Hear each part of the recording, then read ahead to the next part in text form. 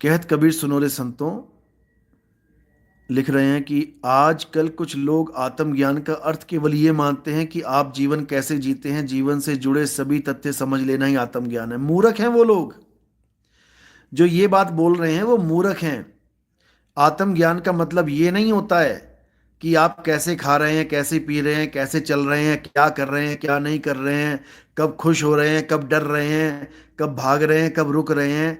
ये तो काया का ज्ञान है भाई, ये आत्मज्ञान नहीं है। ये तो वो बात होगी कि करंट का ज्ञान क्या होता है। पंखे को देखते रहो, पंखे के कितने पाँव हैं, पंखे के कितने पर हैं, पंखे के कितने ये सब बकवास है।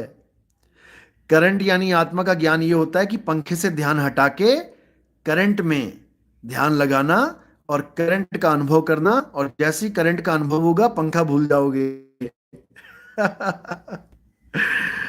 जैसे ही करंट का अनुभव होगा पंखा तुम्हारे दिमाग से एकदम निकल जाएगा और तुम केवल विद्युत की एक धारा होके रह जाओगे।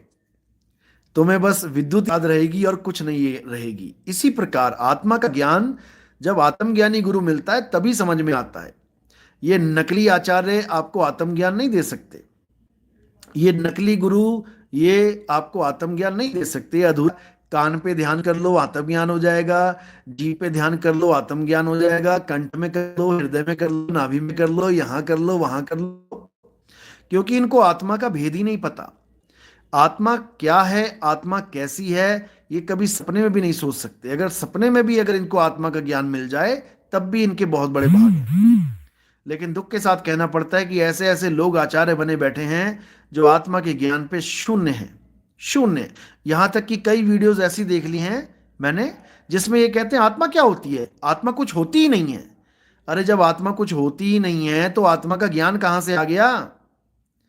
पता नहीं क्या बनेगा इन लोगों का, लेकिन चलो ठीक है।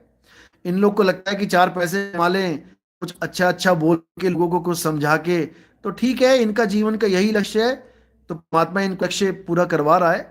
लेकिन इनको लगता है कि यही जीवन अच्छा सा जी के चले जाएंगे तो काम खत्म हो जाएगा। बिल्कुल नहीं।